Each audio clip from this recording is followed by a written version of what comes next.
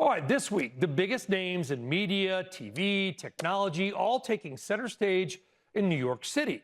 They're all making their annual pitch to advertisers as the battle for ad dollars intensifies. It's called the upfronts, and it's a really big deal.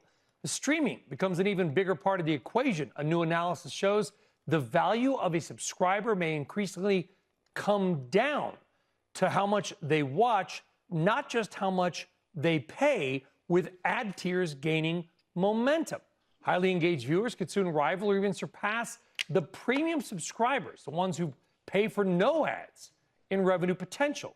But what does this all mean for the future of streaming and ads and TV? Let's bring in the man behind that analysis. He is Kevin Krim. He is CEO of Edo. He's also my former boss. But now I don't have to be super nice. It's great to be back. It's good Kevin, it is good to see you. In all seriousness, it's been a minute. Great to see you Don't be a both. stranger.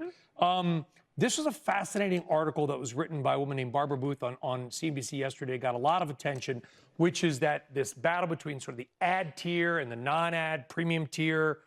Who's winning and why? Well, dual revenue streams have worked for TV for a very long time. Let's remember that. And the secret to streaming is that you've got the best of all worlds for the consumer and the advertiser, where you've got choice, you've got targeting ability if it's an advertiser wanting to reach a certain audience.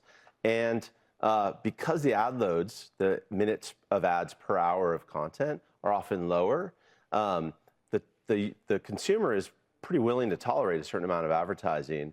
And what we're seeing is that as long as the ad-supported subscriber is watching about as much or a little more than the regular full paying subscriber, and you can charge a premium price for the ad time, then you've got a better revenue equation per household than you have for than you have for Kevin, my guess is this, which is that you don't need that thing. Just pull it out. There you go.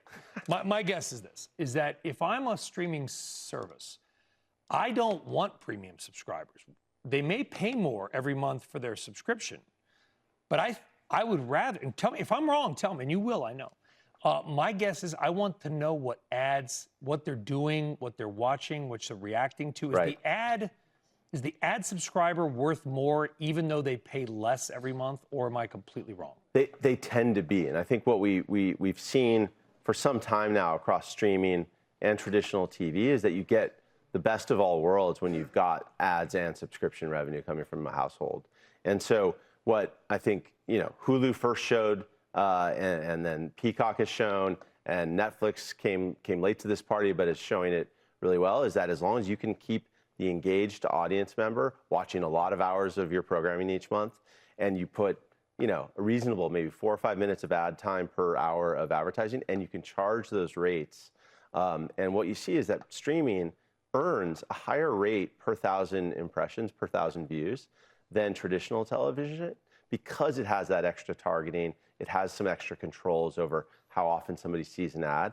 And what that allows is for the data, as we measure at EDO, the data shows that the fair price, that premium is deserved, that people engage more with ads in streaming on average, about 2/3 of the time.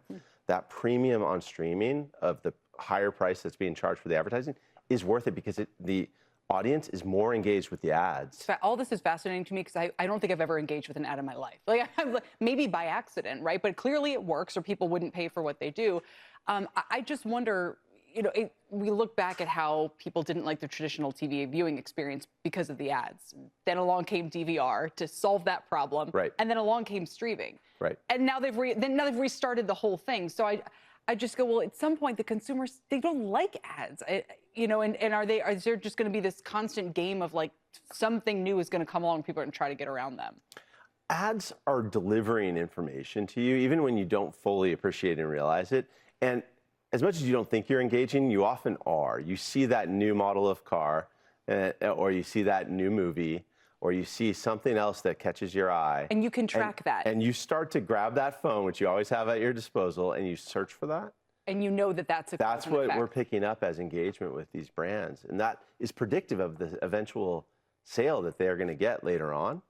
And if you pick that up and you do that across all of TV, like we do, you get to see how engaging things are on Netflix versus Amazon versus Peacock versus Fox News or And you CNBC. can, and I had an off-the-record dinner last week with somebody who you would know. And we were talking about this exact topic.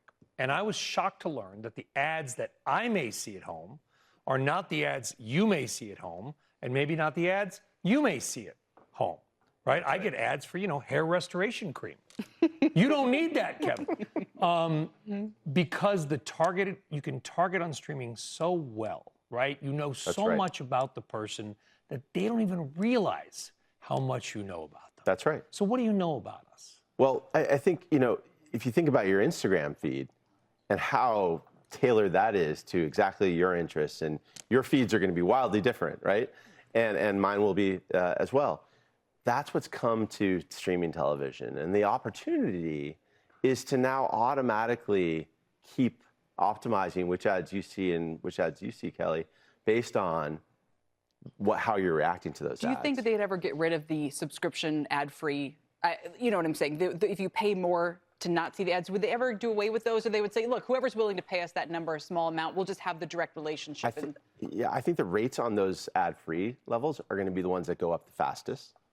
And then let's not forget live sports, which are increasingly on streaming, and live sports, you can't have ad-free live sports. You can't, and it drives me. So it drives me nuts. I pay for the ad-free in some things. That's a great point. And I still get the ads on certain things, particularly live sports. It doesn't just go to some sort of blanked out logo. I mean, listen, if I watch Sunday Ticket to watch my Chargers lose on YouTube, sometimes it goes like a picture of like a puppy or something, like a moth. There's like a bee, and it says like Zen moment. We'll be right back. YouTube. But you know what I'm talking about. Yeah. They're trying to fill that space. But overall, what can I do? It's a commercial timeout. There's something that's got to be there.